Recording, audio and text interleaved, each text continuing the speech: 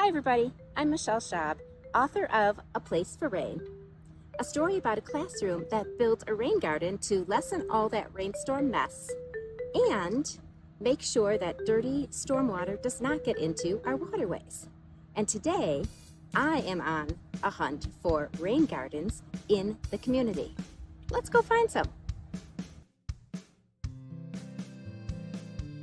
I'm at my town's library, and guess what they have?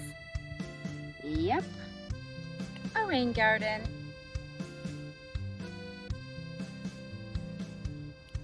In my book, the children build a path for the rain garden out of stones.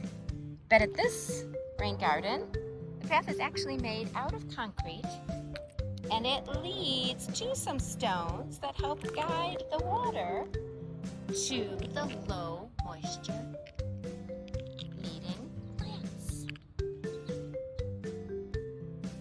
Just like in my book, the plants and flowers in this rain garden have deep roots to help the water percolate deep down into the ground.